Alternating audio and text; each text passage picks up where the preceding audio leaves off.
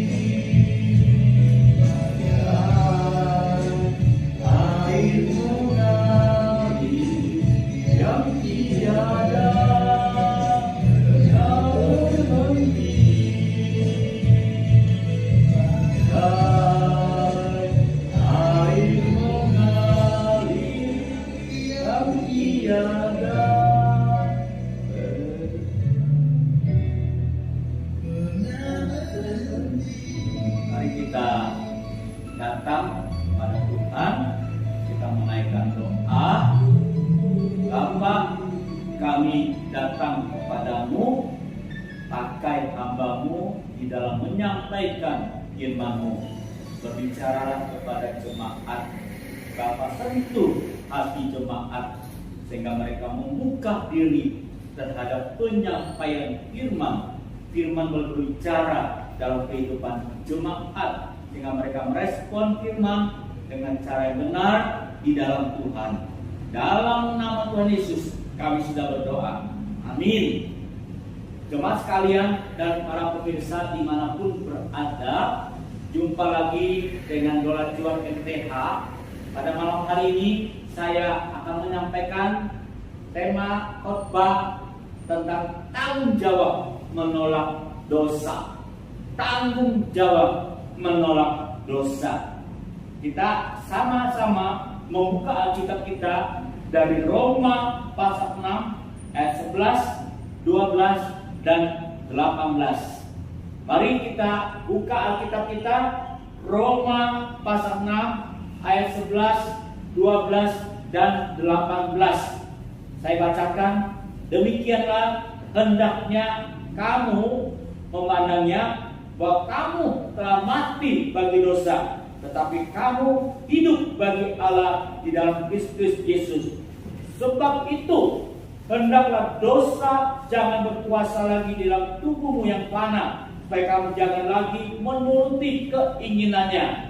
Ayat 18, kamu telah dimerdekakan dari dosa dan menjadi hamba kebenaran.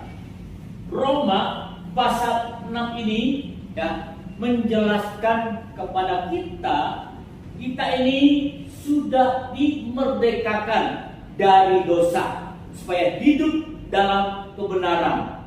Jemaat sekalian, saya teringat di dalam buku pelatihan Evangelism Expression, di dalam pelajaran tentang Allah, di situ dikatakan salah paham tentang Allah. Allah itu digambarkan seperti tokoh kakek. Seorang kakek terhadap cucunya penuh perhatian, penuh pengampunan, sehingga cucunya berbuat salah tidak ditegur, tidak dihukum. Begitu juga ada banyak orang salah paham tentang Allah, sehingga dia berbuat dosa. Dia berpikir Allah mengampuni dia, maka dia berbuat dosa lagi. Dia pikir Allah toh akan mengampuni dosa. Bukankah dengan berbuat dosa dia semakin mendapatkan banyak anugerah dari Tuhan?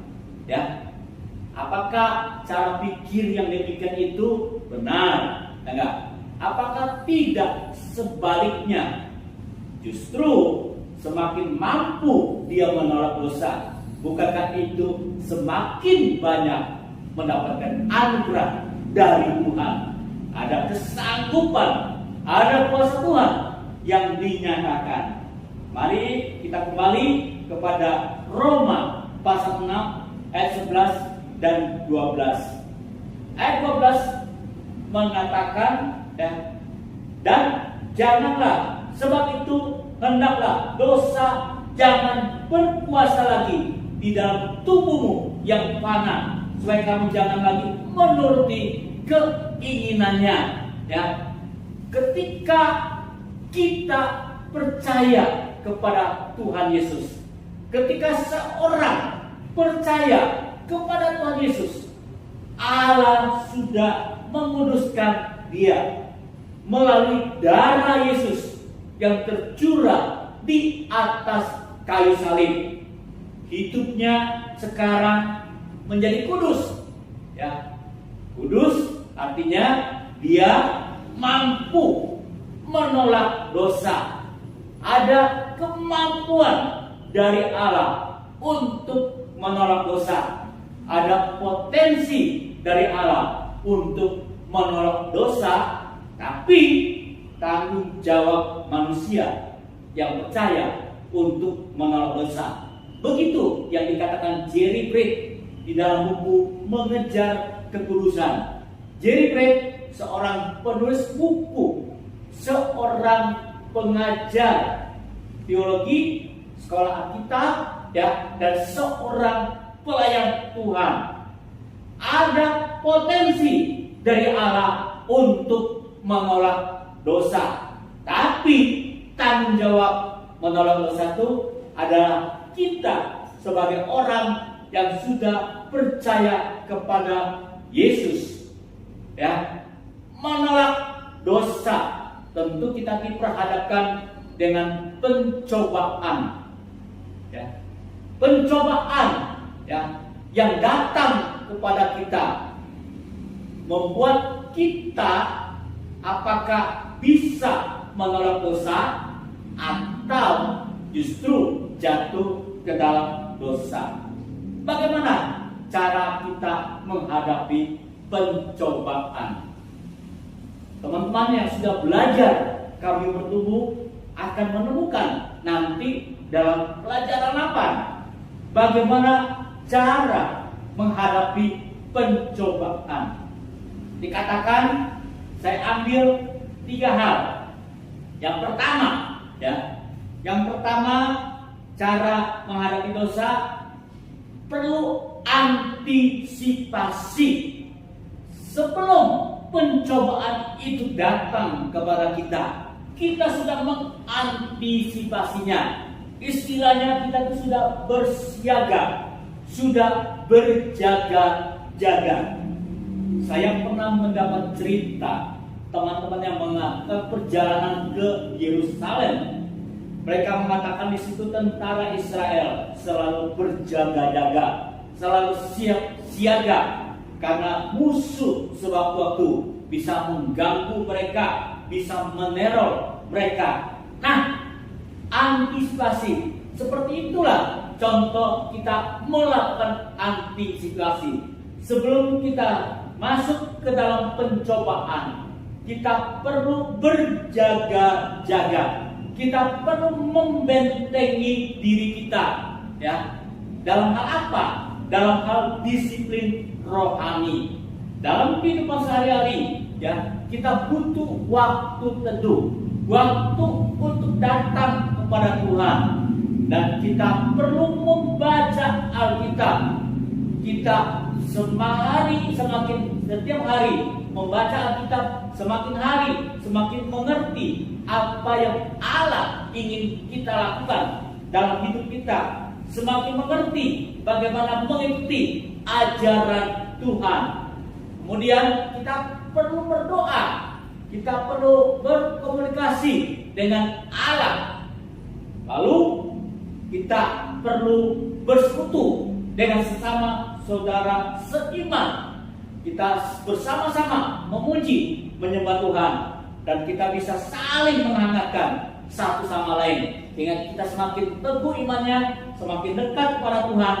Dan yang terakhir, kita juga perlu bersaksi, ya. Kita menceritakan firman, menceritakan Injil kepada orang lain, ya, sehingga kita semakin merasakan kedekatan dengan Tuhan. Nah, itulah disiplin rohani sebagai jaga-jaga kita, sebagai antisipasi kita, yaitu kita melakukan waktu tentu, baca firman, doa, bersekutu dengan saudara seiman, dan kita bersaksi kepada orang lain, ya. Yang kedua, dikatakan atasi, ya. Kalau kita masuk ke dalam pencobaan, tadi antisipasi, kita berjaga-jaga sebelum masuk ke dalam pencobaan. Nah, sekarang kalau kita masuk ke dalam pencobaan, tentu kita sudah siap menghadapi pencobaan itu. Maka langkah kedua, kita harus bisa mengatasi. Kita sudah siap menghadapi pencobaan itu. Sekarang kita mengatasi. Nah, ini terjadi juga pada Yusuf. Masih ingat cerita tentang Yusuf yang setiap hari digoda istri Potifar, ya, seorang muda. Tentu tidak gampang menahan diri dari godaan seorang perempuan, ya, menggodanya seringkali dan berulang-ulang sampai suatu saat godaan itu begitu dahsyat, bahkan istri Potifar memeluk Yusuf. Wah, ya, tentu ya jantung Yusuf mungkin berdebar-debar ya mendapat pelukan dari istri yang Potifar. Tapi kita lihat Yusuf ya ingat Allah. Nah, teman sekalian, kalau kita sudah mengantisipasi, kalau firman itu sudah ada dalam hati kita, dalam hidup kita, dalam keadaan seperti itu, ingat Allah, ya. Bagaimana mungkin, ya enggak, dia melakukan perzinahan dengan istri Potifar, ya. Lalu dia harus mengatasi, ya enggak, tidak bisa lagi kompromi. Dia melepaskan ya pelukan itu dan akhirnya dia harus lari. Nah, itulah cara mengatasinya. Kita harus menjauhi ya kalau pencobaan itu datang kepada kita, ya kita menjauhi, kita mengatasi itu.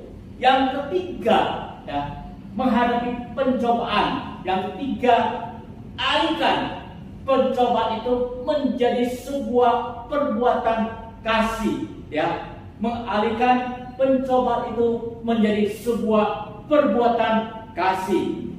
Saya teringat, ya, anak saya yang paling kecil kadangkala bisa membuat saya jengkel, marah, ya, karena cara hidupnya yang belum disiplin, ya.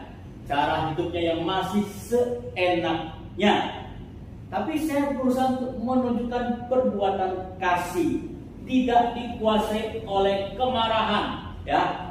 Saya berusaha untuk mengerti keadaan dia, bahkan ya memperhatikan apa yang menjadi permintaannya. Dia senang makan dimsum, saya berikan dimsum. Dia senang makan sasi, saya berikan sasi.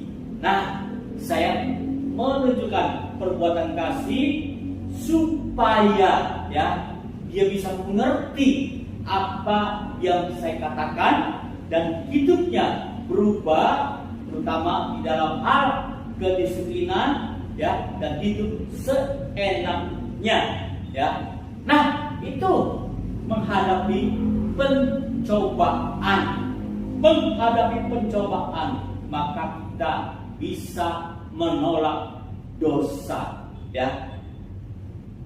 Teman sekalian, sebenarnya pencobaan yang terjadi dalam kehidupan kita, firman Tuhan menuliskan di dalam 1 Korintus 10 ayat 13. Apa yang dikatakan dalam 1 Korintus 10 ayat 13? Dikatakan di situ, pencobaan yang kamu alami ialah pencobaan biasa yang tidak melebihi kekuatan manusia, sebab Allah setia dan karena itu Ia tidak akan membiarkan kamu dicobai melampaui kekuatanmu. Pada waktu kamu dicobai, Ia akan memberikan kepadamu jalan keluar sehingga kamu dapat menanggungnya. Ya, firman Tuhan mengatakan pencobaan yang kita hadapi sebenarnya tidak berat, ya. Bahkan pada waktu kita dicobai, Allah memberikan jalan keluar kepada kita sehingga kita dapat menghadapinya, kita dapat menanggungnya. Amin, jemaah sekalian, ya. Nah, kalau kita bisa menghadapinya, menanggungnya, maka kita bisa menolak dosa dan kita bisa hidup menjaga kekudusan. Jemaah sekalian, ya, menjaga kekudusan itulah perkataan Tuhan. Itulah perintah Tuhan. Justru kalau kita tidak menjaga kekudusan, maka kita kembali hidup dikuasai oleh dosa. Hidup dikuasai oleh dosa bisa membawa kepada kehancuran, ya.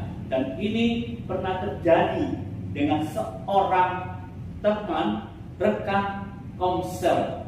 Saya dulu punya komunitas sel, salah seorang ya yang bernama E. Saya tidak panjangkan namanya, ya. Nah, Kami konsel ada beberapa orang dan saya menjadi pemimpin konsel pada waktu itu.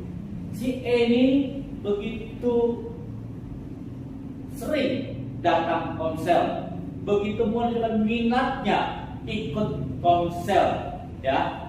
Bahkan seringkali lebih banyak bertanya atau memberikan jawaban dari pertanyaan-pertanyaan muncul dalam konsel, ya. Tanpa kami ketahui, ternyata si E ini sudah lama punya wanita selingkuhan. Wanita selingkuhannya adalah seorang pembantunya, ya. Istrinya pun tidak tahu kalau pembantu itu menjadi wanita selingkuhan. Seringkali mereka melakukan perbuatan zina pada saat istrinya tidak ada, atau melakukan perbuatan zina di tempat lain. Lalu akhirnya dia menderita kanker paru-paru stadium 4, ya. Tidak jelas apakah ini akibat hubungan dengan pembantunya atau memang, ya, Tuhan menghukum dia melalui kanker paru-paru. Keadaannya belum tidak semakin membaik, ya, karena keadaannya tidak semakin baik. Mungkin dia juga menyadari waktunya tidak lama lagi. Lalu dia membuka diri kepada istrinya, mengaku di hadapan istrinya. Dia mengatakan dia selama ini sudah melakukan perselingkuhan dengan pembantu mereka. Istrinya mendengar itu sangat kaget, sangat syok gitu, ya. Ya, seperti disambar petir di bolong, ya. Gak kuat menerima kenyataan seperti itu, sehingga istrinya mengatakan, ya, udahlah kalau begitu saya biarkan saja, ya, dia cepat saja mati, cepat aja dipanggil sama Tuhan, karena dia begitu marah sekali, ya enggak, apa yang dilakukan oleh suaminya, ya. Pengakuannya, ya, tidak menyelesaikan persoalannya, karena pengakuannya dikatakan saat-saat terakhir menjelang kematiannya, ya. Dan akhirnya nggak berapa lama kemudian dia mati. Nah, jemaat sekalian, ya enggak, kenyataan seperti ini bukan saja membuat kaget istrinya, ya, tentu juga membuat malu istrinya. Bukan hanya malu bagi istrinya, juga malu bagi anak-anaknya, ya. Nah, jangan sampai hidup dikuasai oleh dosa lagi, ya. Kalau kita hidup masih dikuasai dosa, ya, kita itu bisa membawa kepada kehancuran. Maka tanggung jawab kita menolak dosa. Mari kita datang kepada Tuhan. Jemaat sekalian, saya undang kita berdiri, ya. Saya kasih waktu beberapa menit. Kalau jemaat sekalian masih mudah jatuh ke dalam dosa, saat ini datang kepada Tuhan, akui dosamu di hadapan Tuhan, dan mintalah Tuhan memampukan engkau menang atas dosa. Mulai sekarang engkau punya tanggung jawab untuk menolak dosa. Maka hidupmu perlu mendisiplin rohanimu, supaya ada satu sarana yang bisa dipakai untuk membentengi diri dari kejatuhan dalam dosa. Teman sekalian, saya kasih waktu 1-2 menit. Kalau engkau sering jatuh dalam dosa, saat ini akui di hadapan Tuhan dan minta kesampahan dari Tuhan untuk menang terhadap dosa. Silakan teman sekalian, berdoalah secara pribadi kepada Tuhan. Katakan kepada Tuhan,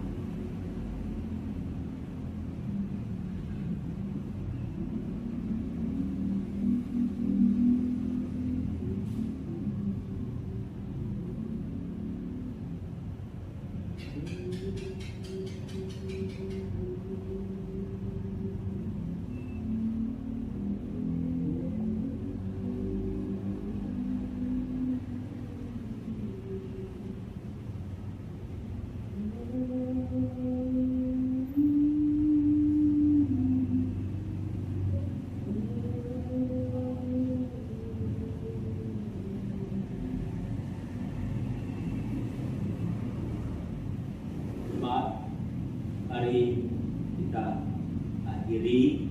Saya akan menutup dalam doa. Bapa, terima kasih untuk firman yang sudah mengajar kami. Bapa tahu keadaan setiap orang dan mereka sudah membuka diri di hadapan Tuhan.